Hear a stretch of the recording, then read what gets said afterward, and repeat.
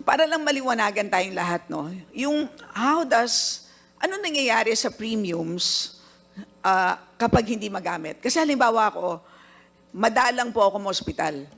Pero taon-taon, nagbabayad kasi salaried kami, di ba? So kami po ay subject to the 5% times 100,000 ang maximum ceiling, di ba? So 5% of 100,000 per month, naghuhulog kami ng 5,000 pesos. Times 12, 60,000 pesos. However, hindi po ako halos na ospital. So, yun ang siguro ang palaisipan ng maraming tao, especially yung younger workers. Ano ang nangyayari doon sa unused premium ko sa taon na to? Mr. Chair.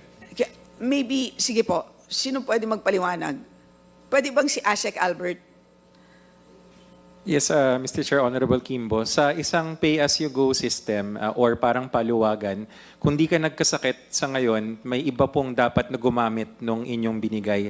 Dahil ang usapan ay pag tayo naman ay tumanda at lahat naman tayo ay tumatanda, babaliktad. Merong ibang mas bata na siya namang malakas sa pangangatawan na nagbibigay ng sweldo na siya namang gagamitin natin. Or para mas madaling tandaan, sa loob ng pamilya natin, kung meron tayong lolo't lola at lahat tayo ay meron, siya yung gumagamit nung hindi natin nagagamit na hinuhulog natin. Okay, in other words, good night na yon para sa akin, right? Opo. At iniisip ko na lang na sinasubsidize ko naman yung lolo at lola ko Tama na po. maaaring na-hospitalize, di ba? So, ganon. Congresswoman, Yun ang ibig. Yes. can I just- So my point being, para lang naiintindihan ng tao, kapag for 1 year naghulog ka at hindi nagamit, yun ay hindi naaasahan ng members na makuha as savings. Tama ba yun? Tama po, hindi Because pwedeng that's how- savings. Because hindi that's pwedeng how an insurance system works. Tama po. So ganon. And if in case, like in the situation of PhilHealth, ay meron pang excess funds at the end of the year, ang tanong is, paano yun mapapakinabangan ng mga Pilipino? Yun ang tanong, di ba? Opo. So, kaya, ayon sa batas, there are two things. One is, dagdagan mo pa ang benefits or babaan mo ang kokolektahan mo na premium sa susunod na taon. So, tanong, alam naman natin na nag-expand kayo ng benefits at ginagawa niyo yan, especially this year, na bonggang-bonggang pag-increase. Pero tanong, nagbaba na ba kayo ng premiums? Press Mandy? Not yet po. Not yet, Mr. Chair. So, yun ang dapat natin lalong isipin. Di ba? Lando na nga sa batas yun di ba? So, in fact, panawagan nga yun ni Speaker, sabi niya, pag-isipan ninyo, di ba? Pwede naman mag-moratorium dahil sa totoo lang, ang dami pang natitira na pondo. So, kasi nga, ang isang health insurance program, pero social health insurance program kayo Asek Albert, magkano ba dapat ang tubo ng isang social health insurance program? Zero po ang tubo ng isang social health insurance program. Wala dapat tubo, di ba?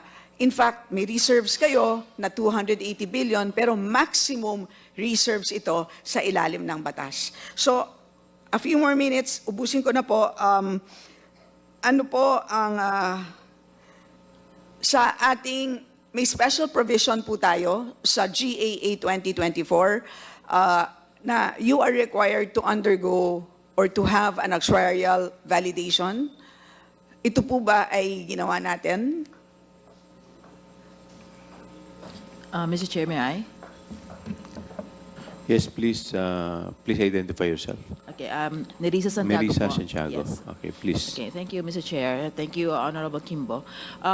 Yun po sa actuarial valuation, we had a consultant in 2024 na gumawa po at nag-review po ng aming valuation for 2024. So, Ano ang kanyang findings? So far po, even prior to that, meron po kami mga reviews. May mga improvement po in terms of how we will be conducting the valuation, yung mga assumptions. But in totality po, wala naman po major finding na Wala siyang finding. there are some na for improvement din po na in terms of assumptions kasi po prior to this consultant we didn't have the personal complement to do the studies to support our assumptions. So they they recommended the studies that we need to do to support the assumptions that we are using po. Mr. So ang tagal-tagal na po natin in existence, kulang ang ating actuarial support. When you say, Mr. Chairman, you say actuarial support, you mean the personal complement po? Yes po. It was only last year that we had additional 5 personal complement courtesy po of the approval ng GCG in 2021. Pero Mr. Chair, obviously, ito ay isang dahilan kung bakit tayo nasa ganitong sitwasyon na ang PhilHealth ay nagiging investment bank na at nakakalimutan ang mandato.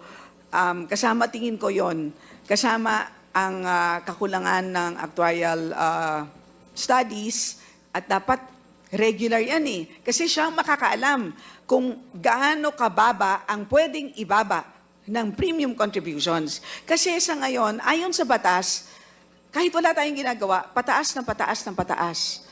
Every year, merong automatic increases. Buti na lang hanggang 2025 na lang. But that's how it is. Pero clearly, hindi naman yan based on actuarial factors, di ba? So, sana sa susunod na hearing, bigyan nyo kami ng mas konkretong steps na gagawin ng ating management para masigurado or ma-assure kami na magkakaroon ng mas proper na actuarial management ang ating napakalaking pondo na baka umabot na ng 800 billion by the end of by the end of this year. So last, finally, just to wrap up, isang tanong na lang siguro kay Asek Albert, kung meron kang gripo na may tumutulong tubig at meron kang timba na sumasalo doon sa tubig at napuno na ang timba dahil nakabukas ang tubig, anong dapat natin gawin? Para hindi humasayang yung tubig, sinasara po yung gripo. Pero siguro, magandang gawin, bago natin isara ang gripo, palakihin ang timba. Yun naman ang gusto ng Kongreso. Kaya paulit-ulit kaming naghihiring, mga kababayan. Hindi po kami nagkulang sa kasasabi po sa PhilHealth na kailangan natin palakihin ang timba. Kung kulang yung timba na yan, bumili ng another timba para makasalo ng tubig na umaapaw. Dahil nga, sige lang ng sige ang pagkolekta ng buwis at pagpasa sa inyo dahil ang basehan ay ang koleksyon ng buwis na kinokolekta sa mga hindi tumitigil na naninigarilyo. Yun ang problema po. Kaya lang, anong gagawin natin despite the fact na ang kulit-kulit na namin, ganun pa rin ang sitwasyon, pansamantala siguro, baka para ma-remind na kailangan na talagang bumili ng mas malaking timba, anong kailangan gawin, Asek Albert? Pansamantala pong isara yung gripo. Si DOH po nagsabi nun, hindi po kami. So, yan po ang, I will end there, Mr. Chair. Marami pa tayong pwedeng tanungin, but next hearing na lang po, Mr. Chair. Maraming salamat po. Thank you po.